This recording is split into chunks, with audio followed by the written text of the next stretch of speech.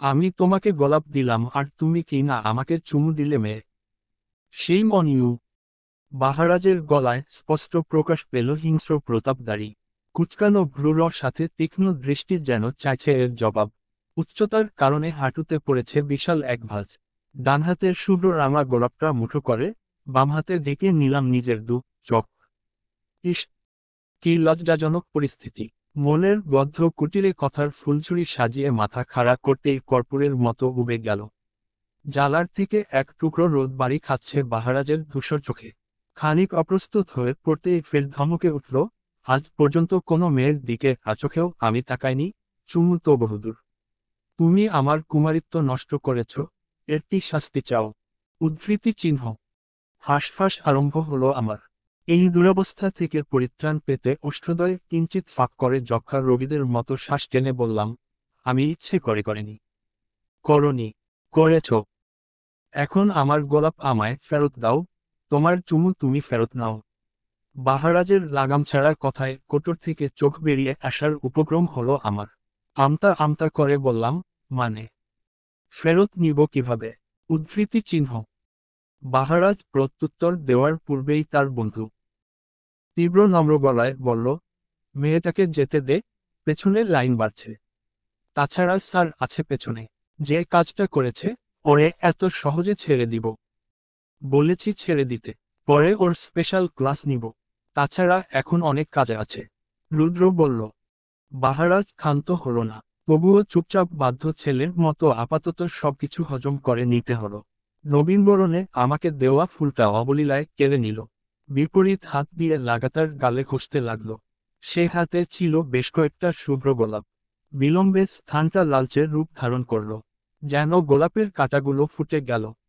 মুহূর্তে ফুলগুলো তীরের দিকে ছুঁড়ে দিয়ে ধোপাধপ পা ফেলে চলে গেল। তীব্র কেচ করে নিল, অতপর বাকিদের বরণ করে নিতে লাগল। করিডোর দিয়ে হেঁটে নির্জন প্রান্তে এসে দাঁড়ালাম। তরতর করে ওষ্ঠ্যদয় বিরামহীন কাঁপছে। রেলিংয়ের ওপর হাত রেখে মুক্ত হাওয়াতে নিঃশ্বাস ফেললাম। ভার্সিটিতে পা রেখে এমন অজানা এক অনুভূতির সম্মুখীন হয়েছি, যে অনুভূতি কাল অবধি আমার নাগাদ ছুঁতে পায়নি। দৃশ্যপট থেকে নিজেকে বের করে আনা মহা মুশকিল।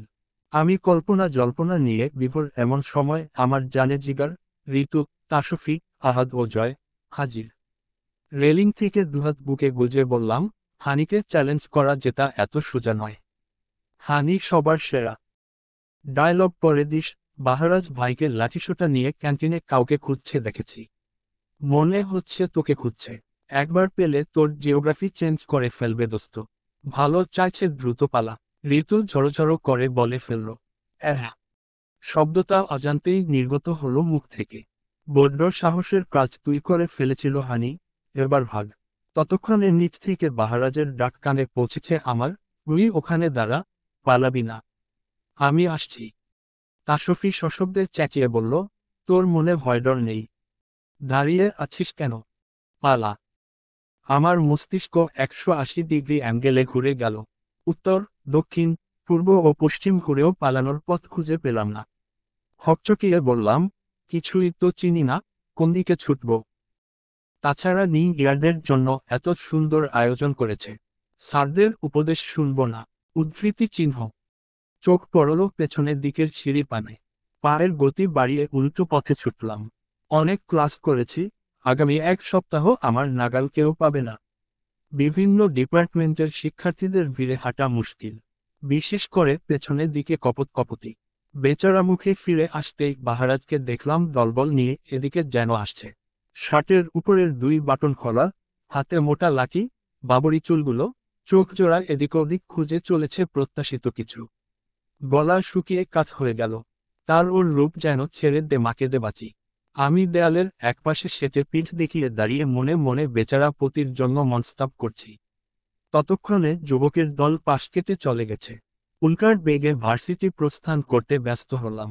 এর মাঝে পরলে আজ আমার রক্ষা ছিল না। পলায়নের মাঝে নিজের পরিচয়টা সংক্ষিপ্ত পরিসরে দিয়ে নেই। আমি মিমিয়া মাহাতো হানি। কলেজ জীবনের গণ্ডি পেরিয়ে ভার্সিটি জীবনে পা রেখেছি। পড়াশোনা শেষ করে ভার্সিটি জীবনে চিল করব সে আশা নিরাশা করে এখন বাহারাজের ভয় ছুটছি। পড়াশোনায় বরাবরই আমি ভালো, পড়াশোনায় বাইরের চ্যালেঞ্জ ধরা আমার নেশা।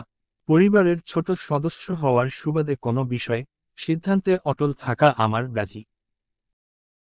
আজ প্রথম দিন ভার্সিটিতে ঢুকার পূর্বে ঋতু ছুঁড়ে দিল বিশাল এক চ্যালেঞ্জ। শুনেছি সিনিয়ররা ফুল দিয়ে নবীনদের বরণ করে নেয়। আজ আমাদেরও সিনিয়ররা বরণ করে নিবে। আমি চতুর্দিকে দৃষ্টি মিলিয়ে শুধালাম, এর আর নতুন কি? আমাদের জন্য নিশ্চয়ই প্রাইম মিনিস্টার এসে ফুল দিবে না? তাসফি ভেবে বলল, ঋতু তুই এমন কোনো পুরস্কারে জয়ী হসনি যে তোকে বরণ করতে বাইরে থেকে লোক আসবে। জাস্ট নবীনদের স্বাগত জানিয়ে দিনটিকে স্মরণীয় করে রাখতে এই আয়োজন হয়েছে। এত জ্ঞান দিতে হবে না, আমি সব জানি। আমি জাস্ট হানিকে একটা চ্যালেঞ্জ দিচ্ছি। কথাটা বলে মুখ ফিরিয়ে নিল ঋতু। আমার ভ্রু শুরু হয়ে এলো। আপু বারংবার শাসিয়েছে প্রথম দিন যাতে ঝামেলা না করি। সিনিয়ররা একবার পিছু পড়লে ছাড়ানো মুশকিল। তাই বললাম, আজ এসব বাদ দে। ভয় পেয়েছিস? উদ্ধৃতি চিহ্ন। চ্যালেঞ্জ নিবি না লা? হানি সবার সেরা। ওকে, তোর চ্যালেঞ্জ, যে সিনিয়র তোকে ফুল দিবে তুই তাকে চুমু খাবি। ডান। অতঃপর সবাই মিলে ভার্সিটির ভেতরে গেলাম। প্রবীণ শিক্ষার্থীরা নবীনদের জন্য ঝরা ফুল ও গোলাপ নিয়ে দাঁড়িয়েছিল। খানিকটা এগিয়ে যেতেই শট খেলাম। মেয়ে হবে ভেবে চ্যালেঞ্জ জেতাটা যতটা সহজ ছিল, সুষ্ঠুগুণ বেড়ে গেল এবার। ফাঁকা ডোক নেমে গেল। আইডি কার্ডের মাঝে জ্বলজ্বল করছে BHARAJ। বাহারাজ না তাকিয়েই ফুলটা তুলে এগিয়ে দিল। নিতে গিয়েও আলগা করে ছেড়ে দিলাম। রাজ্যের বিরক্তি নিয়ে যেই না ফুলটা তুলতে গেল, অমনি তার গালেই ছোট একটা চুমু খেয়ে ফেললাম। অতঃপর ফুলটা তুলে যক্ষা রোগীদের মতো কাশতে লাগলাম। আন্ডারস্কোর। ভার্সিটির রাস্তার বিপরীত রাস্তায় এসে বাহারাজ ও তার বন্ধুদের সাক্ষাৎ পেলাম। যেখানে বাঘের ভয় সেখানে আমার সন্ধ্যা হলো। 3 হাত দূরের রাস্তার মাঝে কাউকে ধর করছে তারা। আমি ব্যতিব্যস্ত হয়ে এগিয়ে গেলাম। ভিড় জমে গেছে ইতোমধ্যে। ততক্ষণে আমার বন্ধুমহল এসে পৌঁছেছে সেখানে। জয় হাঁপিয়ে বলল, তুই এখানে? আমরা তোকে ভার্সিটি চত্বর খুঁজে ফেলেছি। বাহারাজ ভাই লাঠিসোঁটা নিয়ে তাহসানকে খুঁজছিল, তোকে নয়। হাফ ছাড়লাম। এদের সাথে থাকলে আমার মৃত্যু অনিবার্য। বাহারাজের হিম্মত আছে বলতে হবে, ব্রহ্মচারী অথচ মারপিটে পারদর্শী। এরূপ একটা বয়ফ্রেন্ড থাকলে ভার্সিটিতে আমার রাজত্বই চলত। এমধ্যে রুদ্র হাত নাড়িয়ে বলল, এখানে কি? ভার্সিটির ভেতরে যাও। এই ছেলেটাই তো স্পেশাল ক্লাসের কথা বলেছে। সব গুলিয়ে যাচ্ছে। উপায়ন্তর না পেয়ে ফিরে এলাম। জায়গা না থাকায় সবার পেছনে দাঁড়াতে হলো। অমনোযোগী শিক্ষার্থীদের কথোপকথনে কিছু শোনা যাচ্ছে না। প্রতিটা বিভাগের শিক্ষকেরা তখন বক্তব্য রাখছেন দাঁড়ি। আমার গলা ফাটিয়ে কাঁদছে ইচ্ছে করছে। এই দিনটাকে নিয়ে কত স্বপ্ন আমার, অথচ সব ঘেটে হয়ে গেছে। বাহারাজ সহ সিনিয়ররা ছোট প্যাকেট বিতরণ করতে করতে এদিকেই এগিয়ে আসছে।